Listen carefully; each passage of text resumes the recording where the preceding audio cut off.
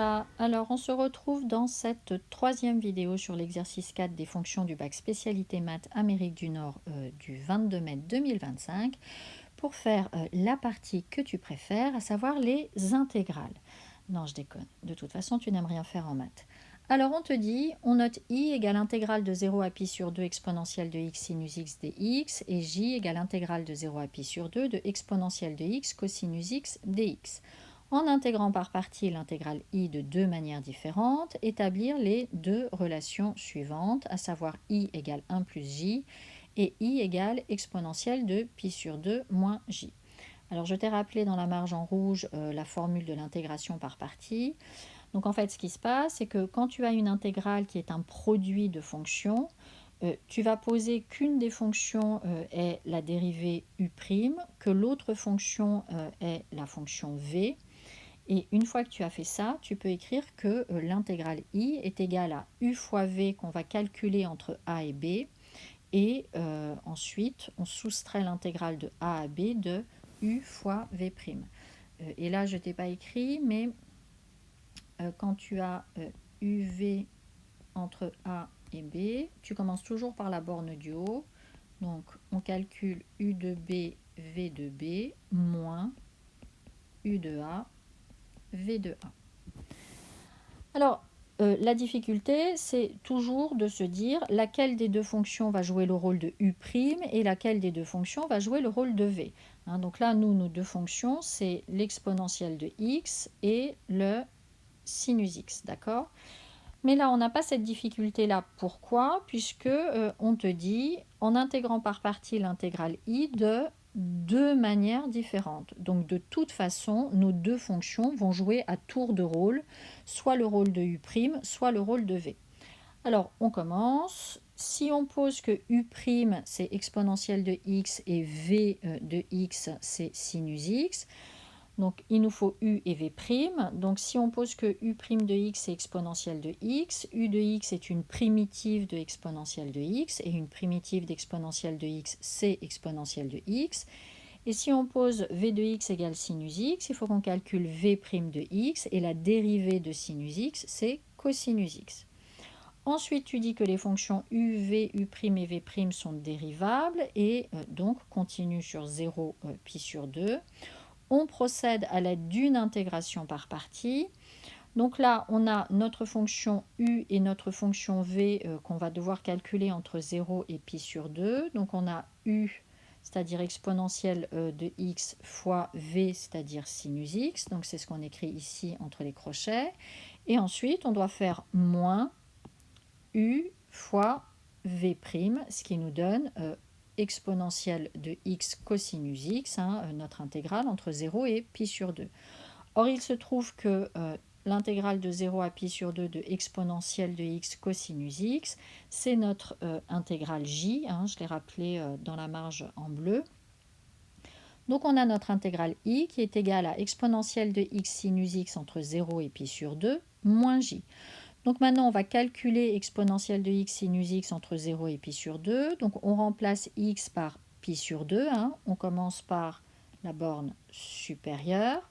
Ça nous fait donc exponentielle de pi sur 2 fois sinus de pi sur 2. Et ensuite, attention, ne pas oublier, c'est moins, comme dans la formule ici. Et on remplace x par 0, donc on a exponentielle de 0, sinus 0. Je te conseille toujours de mettre des parenthèses autour, comme ça tu n'as pas de problème avec l'histoire du moins. Sinus pi sur 2 est égal à 1, donc pour la première parenthèse, on a exponentielle de pi sur 2 fois 1, et ensuite on a exponentielle de 0 qui fait 1, et sinus de 0 qui fait 0. Donc on a moins 0, et ensuite on a notre moins j. Donc on a bien i qui est égal à exponentielle de pi sur 2 moins j, qui était une des égalités qu'on devait montrer. Alors maintenant, on va intervertir les rôles. Donc je t'ai réécrit les intégrales i et j. Donc maintenant, au lieu de poser u' qui est égal à exponentielle de x, on va poser u' qui est égal à sinus x. D'accord? Donc notre sinus x, ça va être notre u'. Et notre v, ça va être notre exponentielle. Donc si on a u' de x qui est égal à sinus x, il nous faut une primitive pour avoir u de x, et une primitive de sinus x, c'est moins cosinus x. Et si v de x est égal à exponentielle de x, la dérivée d'exponentielle de x, c'est exponentielle de x. Comme tout à l'heure, tu dis que u, vu' et v' sont dérivables, donc elles sont continues sur 0 pi sur 2, puisqu'elles sont dérivables sur 0 pi sur 2. Et à l'aide d'une intégration par partie, on peut écrire, donc on a notre u fois v ici entre crochets, et ensuite on a notre u fois v' ici. Alors là, on a moins devant notre intégrale et moins à l'intérieur de l'intégrale, et donc la linéarité de l'intégrale te permet, grosso modo, de rentrer le moins dans l'intégrale. C'est ce que je te rappelle à gauche en rouge, même si j'ai mis la formule générale pour une somme de deux intégrales. Donc moins fois moins, on a notre plus. Et donc qu'est-ce qu'on a comme intégrale? On a intégrale de 0 à pi sur 2 d'exponentielle de x cosinus x, qui est égale à l'intégrale j. Donc maintenant, il faut qu'on calcule exponentielle moins exponentielle de x cosinus x entre 0 et pi sur 2. Donc comme tout à l'heure, d'abord on commence par calculer ce qu'on a dans nos crochets pour x égale pi sur 2. Donc ça fait moins exponentielle de pi sur 2 cosinus pi sur 2, moins, entre parenthèses, tu vois, là c'est important de mettre les parenthèses, moins, entre parenthèses, moins exponentielle de x cosinus x qu'on calcule pour x égale 0, ce qui nous fait moins exponentielle de 0 cosinus 0. Et ensuite on a notre plus j. Cosinus de pi sur 2 est égal à 0, donc on a 0 pour la première parenthèse. Cosinus de 0 est égal à 1, ainsi que l'exponentielle de 0, donc on a moins 1 dans la parenthèse rose, et comme on a un moins devant, ça nous fait plus 1, donc on obtient bien i qui est égal à 1 plus j.